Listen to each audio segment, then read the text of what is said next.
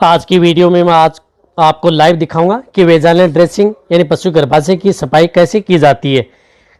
इसमें यदि आपके पशु में वेजाइनल इन्फेक्शन हो जाए, यदि आपका पशु ठहर नहीं रहा है 3-4 बार यदि आपने यही करवा दी है या नेचुरल गर्भाधान करवा दिया, फिर भी यदि आपका पशु नहीं ठहरा है तो आपको कैसे वेजाइनल ड्रेसिंग करवानी चाहिए। तो ये जो नए जो सहायक पशु चिकित्सक हैं या पशु चिकित्सक हैं उनकी सुविधा के लिए आप ये वीडियो बनाया गया है ताकि वो अच्छी तरह से समझ सकें।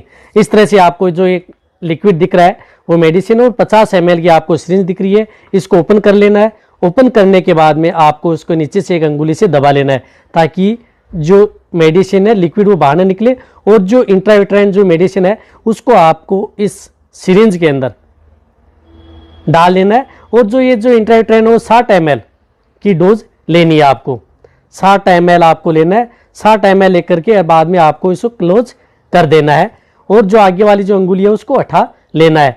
यदि जरूरत पड़े तो आप उसके अंदर एयर भी रख सकते हैं, यदि जरूरत न पड़े तो आप एयर रखने की भी कोई आवश्यकता नहीं है। लास्ट में आप थोड़ी एयर जो इंट्रायूटेराइन करते हैं उसमें आप जो मेडिसिन बचती है उसको आप प्रवेश करवा सकते हैं थोड़ी सी एयर करके।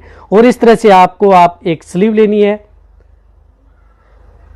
और जिस तरह इस वीडियो में आपको जो इंट्रायूटेराइन है वो अच्छी तरह से बता दिया जाएगा, और इसी वीडियो के अंतर्गत आपको कौन सी आपको इंट्रायूटेराइन जो मेडिसिन है वो लेनी चाहिए। और जो ये मैंने इंट्रायूटेराइन जो मेडिसिन ली है उसके बारे में भी आपको बता दिया जाएगा कि कौन सी मैंने जो मेडिसिन है वो ली है। इस तरह से आप अपने पशु की किसी भी प्रकार के यदि आपके पशु में इन्फेक्शन हो गया है तो आप ले सकते हैं। और साथ ही साथ आपको लेना है शीत लेनी है, आपको स्लीव लेनी है, शीत लेनी है, एआई गन लेनी है, ये तो लेने हैं। और साथ ही साथ आपको जो शीत लेते हैं उसे हम जो ऊपर जो प्लास्टिक है उसे निकाल लेते हैं। यदि फुल बाजू का यदि आप शर्ट पहनते हैं तो उसका जो लेफ्ट साइड का जो हाथ होता है उसकी बाजू आपको ऊपर कर लेनी है ताकि आपको, और वैसे भी आजकल स्लीव ऐसी आती हैं जो बहुत ही अच्छी स्लीव आती हैं, आप उपयोग में ले सकते हैं। और जिस तरह से आपको अब शीत का क्या करना है, आपको कैंची से जो आगे वाला हिस्सा है उसका जो कटा हुआ होता है उसको काट लेना है।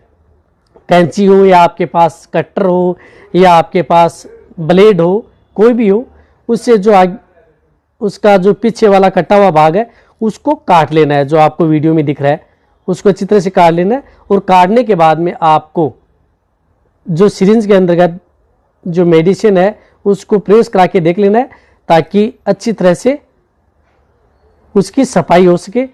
जब ये दिया, अब आपको जो वीडियो में दिख रहा है स्लीव लेफ्ट साइड में और कोई राइट साइड में, किसी हाथ में यदि पहन करके आप करते हो, जिस प्रकार से मैं लेफ्ट साइड में पहनता हूं, और जो मैं स्लीव है मेरी वो है लुब्रिकेंट, यानी इस पर आपको किसी प्रकार के ऑयल की कोई जरूरत नहीं है। ये लुब्रिकेंट स्लीव है, ये आप उपयोग में ले सकते हैं। उपयोग में लेने के बाद में आपको एआई गन, इंट्रायूटेराइन मेडिसिन और साथ में शीत, ये आपको साथ में रखनी है। इस वीडियो में आपको डिटेल से बता दिया जाएगा किस तरह से। अब जो मैं जिस पशु की जो ड्रेसिंग कर रहा हूँ वेजाइनल ड्रेसिंग, इस पशु की क्या है कि सभी पशुओं की जो गर्भाशय है उसकी साइज अलग अलग होती है, किसी का गहरा होता है, किसी का थोड़ा नज़दीक होता है, इस तरह से। लेकिन जो ये केस है जो मैं जिस पशु की वेजाइनल ड्रेसिंग कर रहा हूँ, इस तरह से आप शीत को क्या है कि एआई गन के अंतर्गत ऊपर जो क्लिक किए ऊपर आपको डाल लेना है। किसको? शीत को एआई गन के ऊपर। इस तरह से आप स्लीव को अच्छी तरह से हाथ से ऊंचे कर लेना है ताकि आपका जो शर्ट है वो उस पर ज़्यादा कोई जैसे गोबर है उसका डिस्चार्ज है वो न लगे। और आप उसी तरह से आप जिस तरह से जो सिरिंज है लिक्विड भरी उसको आप किसी जो नज़दीक है उसे दे देना है हाथ में। और आपको जो क्या करना है, हाथ को किस तरह से डालना है, आपको एनस के अंतर्गत आपको हाथ डालना है। डायरेक्ट हाथ नहीं डालना है, क्लॉकवाइज और एंटी क्लॉकवाइज आपको हाथ को घुमाते हुए आपके पशु के अंदर हाथ डालना है। इस बात का आप जरूर ध्यान रखें। यदि क्लॉकवाइज एंटी क्लॉकवाइज आराम से यदि हाथ डालेंगे तो पशु भी ज़्यादा दुख नहीं पाएगा। और साथ ही साथ हाथ डालने के बाद में उसमें से जो गोबर है वो भी आपको निकालना है। उसके अंदर जो भी अपशिष्ट पदार्थ है, लिक्विड है वेजाइना के अंतर्गत, वो भी आप उसको बाहर निकालने की कोशिश करना है।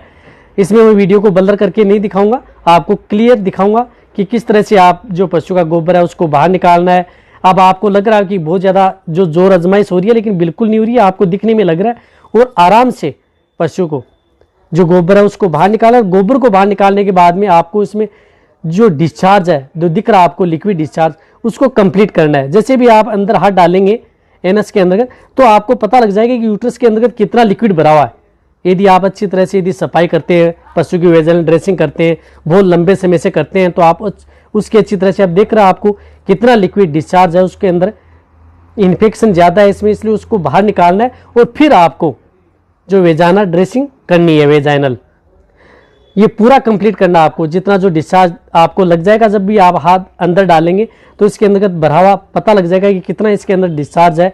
उसको यदि कंप्लीट यदि आप बाहर निकालेंगे और फिर आप वेजाइनल ड्रेसिंग करेंगे, ताकि आपके पशु की अब जो मैं पशु की जो अब इस तरह से आपको एआई गन को अंदर प्रवेश डालना है, जो वेजाइना के अंदर ऊपर से जो नीचे लेकर के थोड़ा ऊपर एंगल बना करके 60 डिग्री का कोण बना करके फिर 90 डिग्री एंगल पर लाना आपको इस तरह से। लेकिन जो ये पशु है, इसकी यूट्रस है वो नज़दीक है, ज़्यादा गहरा नहीं है। कई कई पशु में जो एआई गन है वो पूरी चली जाती है, कई कई पशु में थोड़ी जाती है। इस तरह से अब क्या है कि मैं जब भी अंदर सेट कर दिए, अंदर सेट करने के बाद में आपको एआई गन को बाहर निकाल लेना है। एआई गन को बाहर निकालने के बाद में जो क्या बचती है, शीत है, उस शीत को मैंने अंदर सेट कर दिया और एक हाथ से उस शीत को पकड़ लिया, और जो एक हाथ से जो ये लिक्विड है इंट्रायूटेराइन मेडिसिन, उसको आपको क्लिक करना है, आराम से क्लिक करना है धीरे धीरे। क्योंकि जो जैसे यदि हम जोर से क्लिक करेंगे तो वहाँ पर आगे क्या है कि जो एयर होती है, एयर की वजह से भी क्या है कि जो मेडिसिन हम चढ़ाते हैं, इंट्रायूटेराइन करते हैं, उसमें थोड़ा समय लगता है। इसलिए आपको आराम से क्लिक करना है। क्लिक करने के बाद में ये पूरी दवाई छोड़ने के बाद में आप उस पशु को, कई कई जो मेडिसिन है ये जलन करती हैं, जैसे ये मेडिसिन मैंने छोड़ी है, ये यूट्रस में बहुत ज़्यादा जलन करती है। तो जलन करती है तो पशु क्या है कि इधर उधर पैर पटकता है। इसमें घबराए नहीं, घबराने की कोई बात नहीं। इस तरह से थोड़ी एयर ले लेना है, सिरिंज में एयर करके, और उसमें थोड़े अंदर डालना है, एयर अंदर प्रवेश करवानी है, ताकि उसके अंदर जो मेडिसिन है वो पूरी यूट्रस में चली जाए। आपको ये बात दूर रखनी है, जो भी ये मेडिसिन है आपको गर्भाशय के अंतर्गत छोड़नी है, मिड सर्विक्स में नहीं, यूट्रस के अंतर्गत। यूट्रस से आगे जो ओरन है उसके अंतर्गत ये दवाई चली जाएगी। और कौन सी मेडिसिन आपको यूज में लेनी चाहिए वो भी आपको इस वीडियो में बता दिया जाएगा। कि वीडियो में मैं बताऊंगा कि आपको ये जो वेजाइनल ड्रेसिंग है उसके अंतर्गत कौन सी ऐसी मेडिसिन यूज में ली जाती है। जो पशु की वेजाइना जो ड्रेसिंग करते हैं, यानी जो सफाई करते हैं, यदि आपके पशु में जब पायोमेट्रा हो गया है, गर्भाशय में जब मवाद भर गई है, मेट्राइटिस हो गई है, तो उसके लिए कौन सी जो वेजाइनल इन्फेक्शन हो जाए तो क्या करना पड़ता है। तो इसके लिए जिस प्रकार से एक विरबे कंपनी की आती है लिक्सन, जिसके अंदर साल्ट आता है सिपालेक्सिन, ये भी क्या है कि एक पाउडर फॉर्म में आती है 4 ग्राम, और इसे 60 ml इसके अंदर जो डिस्टिल वाटर होता है उसके साथ मिला करके, और इसे हम 60 ml मेट्रोनिडाजोल आता है लिक्विड, उसे भी मिला करके आप अपने पशु की जो वेजाइनल इन्फेक्शन है उसकी वेजाइनल ड्रेसिंग हम कर सकते हैं।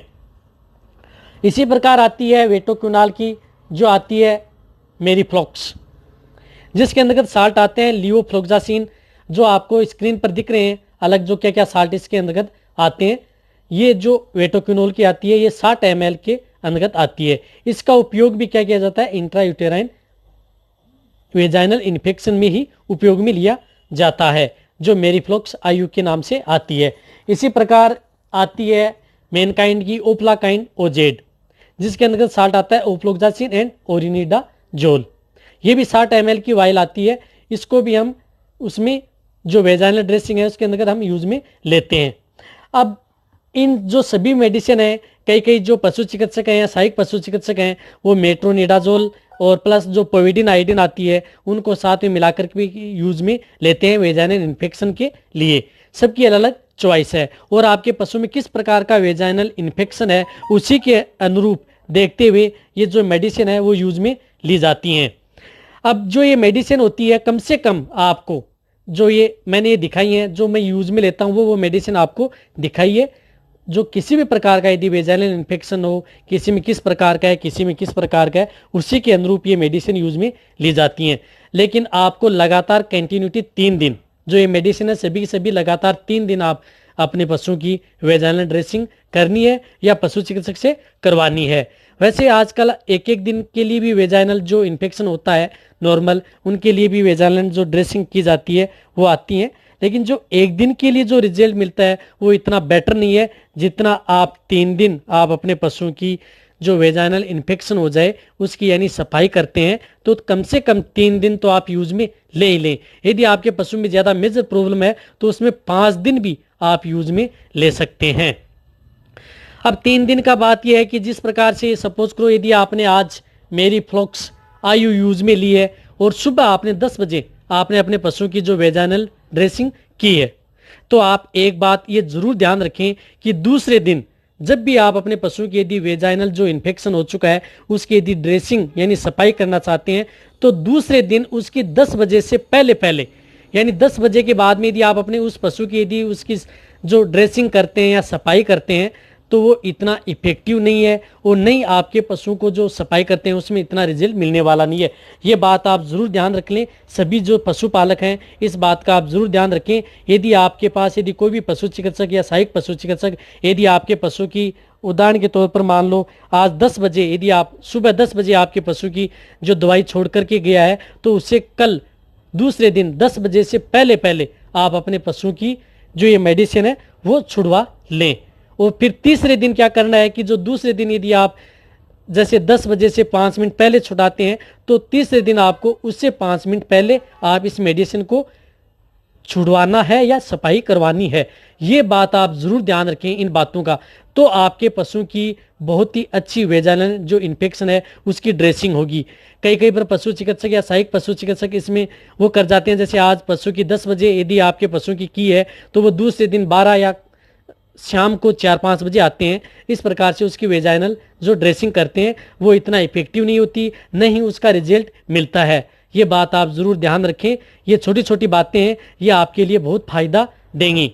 तो इस तरह से आप अपने पशु की जो वेजाइनल इन्फेक्शन हो चुका है तो आप अपने पशु की 3 दिन से लेकर के कम से कम 5 दिन तक आप अपने पशु की ड्रेसिंग करा सकते हैं। बहुत ही अच्छा रिजल्ट मिलेगा। यदि आपके पशु को पाइमेट्रा हो गया है, गर्भाशय में मवाद हो गई है, मेट्राइटिस हो गया है, इन्फेक्शन हो गया है, यदि किसी भी प्रकार का यदि आपके पशु में हो गया है, यदि आपके पशु में प्लेसेंटा निकालने के बाद में यदि उसमें मवाद भर गई है तो भी आप ये जो मेडिसिन है आप यूज में ले सकते हैं। वैसे अदर कंपनी की साल्ट में यदि कोई सी भी यदि बड़ी कंपनी की यदि आपको ये मेडिसिन मिलती है वो आप यूज में ले सकते हैं, उसमें कोई घबराने वाली बात नहीं है। यदि आपको इस तरह की यदि आपको वीडियो अच्छी लगी है तो नीचे जाके आप कमेंट में लिखें और मेरी वीडियो को आप अपने दोस्तों के साथ, पशुपालकों के साथ और जितना हो सके वेटेनरी स्टूडेंट हैं उनके साथ आप इस वीडियो को जितना हो सके शेयर भी करें और मेरी वीडियो को आप यार लाइक करें, जितना हो सके मेरी वीडियो को आप लाइक भी करें।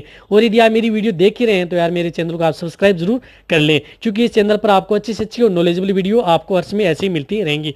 इसी तरह से आप मेरी वीडियो देखते रहें, इसी तरह से आप मेरे को प्यार देते रहें। थैंक्स, धन्यवाद।